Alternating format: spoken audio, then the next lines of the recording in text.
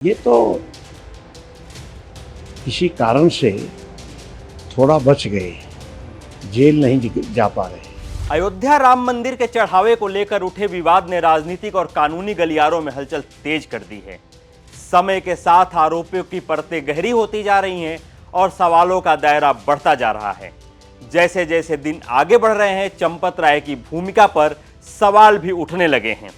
एक तरफ bar association ने तहरीर देकर चंपत राय और अनिल मिश्रा के खिलाफ एफआईआर दर्ज करने की मांग की है, तो वहीं दूसरी तरफ बीजेपी नेता विनय कटियार का बयान इस पूरे विवाद को नया मोड़ दे दिया है। विनय कटियार ने चंपत राय की भूमिका पर कई सवाल खड़े किए हैं।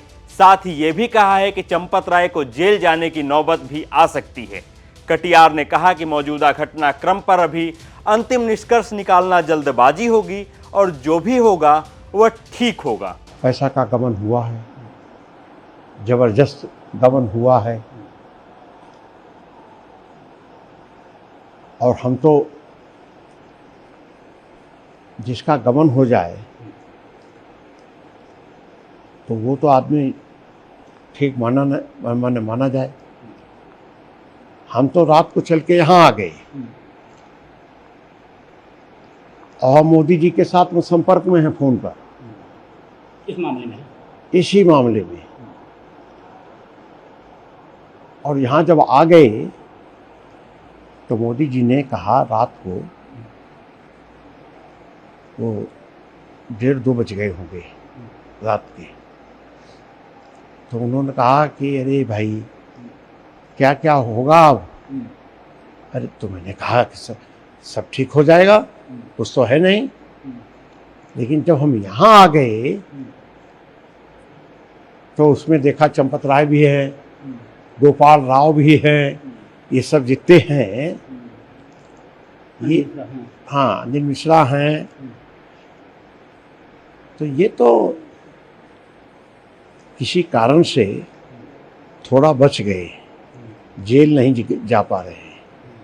अब हो सकता आगे जाएं। अभी चंपत जी तो अब क्या कहें उनको। तमाम एलिगेशन आरोप उन पर लगाए जा रहे हैं। नहीं, चंपत जी को जब मैं इधर आया 3 दिन के बाद, तो हमने कहा चंपत जी हमारे घर के पीछे ही वो आए थे रहने। तो हमने कहा कहाँ यहाँ चले आए हो, अपने कार से ऊपर जाओ, यहाँ क्या करने आ गए हो। अगर कुछ करना है तो हमारे घर पर आ जाओ, सड़क केवल नागनी है, यहाँ आओ। लेकिन उनको बात समझ में आई ही नहीं, तो मैं क्या कर सकता था। तो हमने कहा लगता है आपका भी भाग्य ठीक नहीं है। बस इतनी बात करके कुल मिलाकर चंपत राय की मुश्किलें बढ़ती जा रही हैं। एक तरफ बार एसोसिएशन ने श्री राम जन्मभूमि तीर्थ क्षेत्र ट्रस्ट के महासचिव चंपत राय, ट्रस्टी डॉक्टर अनिल मिश्रा और मंदिर निर्माण प्रभारी गोपाल राव के खिलाफ केस दर्ज करने की मांग करते हुए तहरीर दी है, तो वहीं दूसरी तरफ बीजेपी के वरिष्ठ नेता विनय कटियार का बयान इस पूरे विवाद को और हवा दे दी है। दरअसल बार एसोसिएशन के अध्यक्ष कालिका प्रसाद मिश्र के नेतृत्व में 2 जुलाई को पुलिस को दी गई तहरीर में इन तीनों के खिलाफ मुकदमा दर्ज करने की मांग की गई। कालिका प्रसाद मिश्र का कहना है कि यदि पुलिस इस तहरीर पर एफआईआर दर्ज नहीं करती है तो बार एसोसिएशन अदालत का रुख करेगा और कानून के तहत एफआईआर दर्ज कराने की प्रक्रिया अपनाई जाएगी। साथ ही एसआईटी की रिपोर्ट सौंपे जाने के बाद पुलिस की जांच लगातार आगे बढ़ रही है। अब तक इस मामले में 8 लोगों को गिरफ्तार किया जा चुका है और पुलिस 80 लाख से रुपए अधिक की रकम बरामद की है। फिलहाल जांच जारी है और जांच एजेंसियां पूरे मामले की अलग अलग पहलुओं से पड़ताल कर रही है। इसी बीच राज्य सरकार की ओर से साफ संदेश दिया गया है कि जांच में जो भी दोषी पाया जाएगा उसे किसी भी सूरत में बख्शा नहीं जाएगा।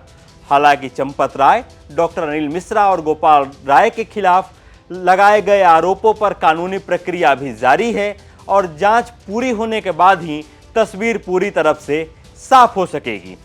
ऐसे में कई सवाल आपके जहन में आने चाहिए। क्या बार एसोसिएशन की तहरीर के बाद इस मामले में एक नई कानूनी कार्रवाई होगी? क्या जांच की आंच अब ट्रस्ट के जिम्मेदार पदाधिकारियों तक पहुंचेगी या फिर जांच किसी और दिशा में आगे बढ़ेगी? इन सभी सवालों के जवाब आने वाले दिनों की जांच और कानूनी प्रक्रिया तय करेगी।